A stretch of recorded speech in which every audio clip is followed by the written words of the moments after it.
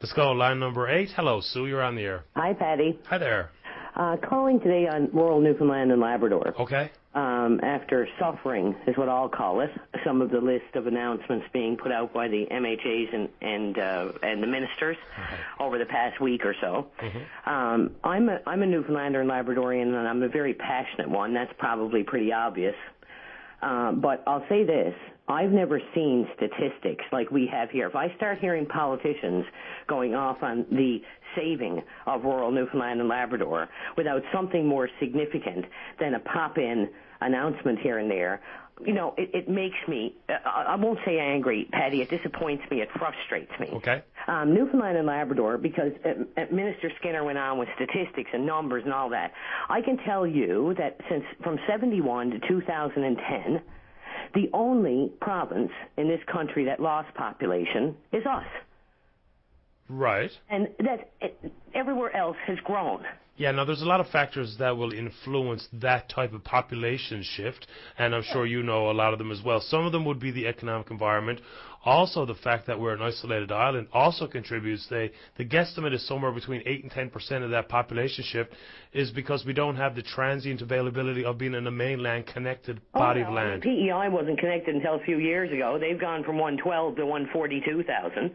There's no excuse for that, and we're not an island, Patty. We're an island, and we have a continental portion. Oh, but Sue, listen, I'm not taking on that particular piece of it. We've lost population. People have always left here, not all the time because they had to. Other people have chosen to leave, right? Well, Patty, we're the only province. Whatever excuse anyone wants to make. Whatever. Okay, so there's no right excuse for that. So what are the measures that could be taken in rural Newfoundland to give it a viable kick? Real planning. I mean, I'm hearing stuff. Aquaculture is not going to cure this. Patty, how about we look at this? 1987. We had 24,000, almost 25,000 people involved in either direct harvesting, or the fishermen, and the plant workers. Okay. Yep. We're down to 9,000. Still too many. Clearly, we've rationalized. What are we going to do? Rationalize to 2,000? It's absolute bunk. There's been no real planning. Further, we have not dealt with the federal government yet on dealing with the loss of the food basket of the world. And that $1 billion a year that we've lost cannot be made up until that $1 billion comes back. Now, between that and our forestry, our industry, and our hydropower tossed away, that's the only reason we've lost population. We haven't lost, you know, PEI has its problems, the prairies have their problems. Yeah, sure. Ontario is up there and they go through their crashes in whatever industry sector they want. They're all still growing. Now, the federal government bailed them out. Here's a better situation. You often hear out there, Patty, this is commonly used, when we talk about our rural population dwindling and failing, we hear, well, that's happening all across the country. Well, I'll tell the people of this province that the statistics will show that, no, that's not the case. Newfoundland and Labrador lost 20% of its rural population.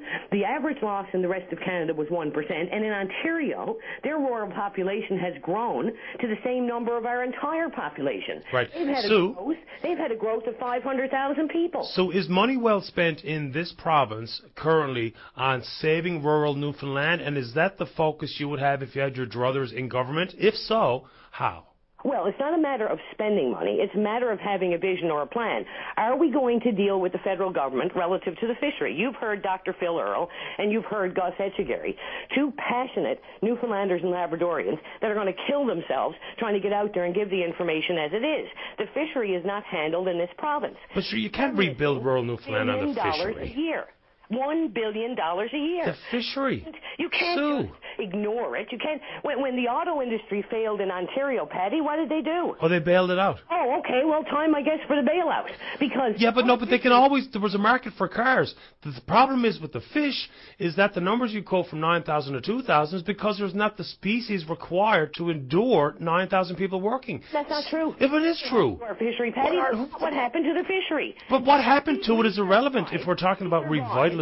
Province. We survived as a province with those levels of harvesting for years. We've never done proper processing. We all agree with that. Oh, sure. We are the capital of ship out the raw resource. Oh, we've screwed ourselves in the fishery, but we can't think we can revitalize rural Newfoundland on the fishery, can we? Something. They're not revitalizing it on the fishery. There's no numbers showing they're revitalizing it anywhere else. And yes, you can revitalize it on the fishery. What happens if there's not enough fish, though? The science says there's no fish. In 1990, we had a moratorium moratorium, correct?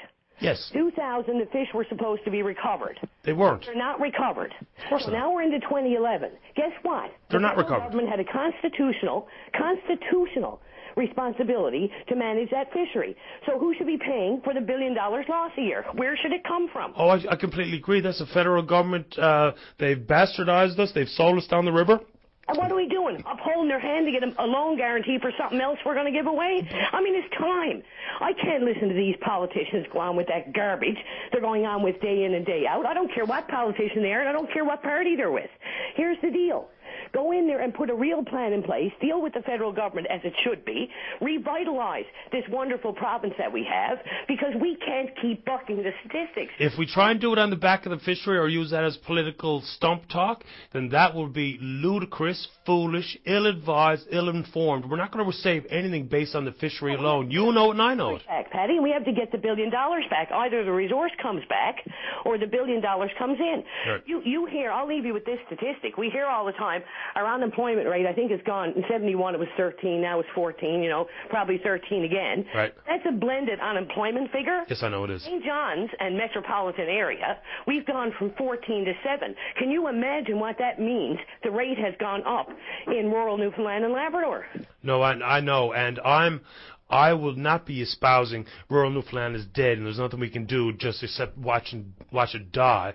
But I do know that to think that we can somehow save it, repopulate it, and have the economy back on strong footing based on the fishery alone, I think is ridiculous. Well, I'm going to tell you what.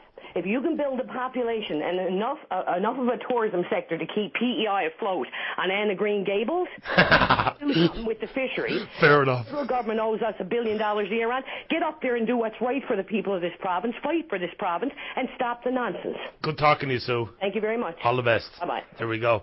Good stuff. Rural Newfoundland. How do you save it? There's a question. Is it on the back of the fishery? Can the fishery ever provide the employment and prosperity that it once did? Given the science, given the issues and the infighting between every walk of life and player in the fishery, can it be done? I would suggest no. There's an offering of a life to the fishing industry and the fisher folk, certainly. But it's not pretending that we're going to revitalize rural Newfoundland because we're going to have more money in the fishery. More money in the fishery how? More fish? Be a good place to start.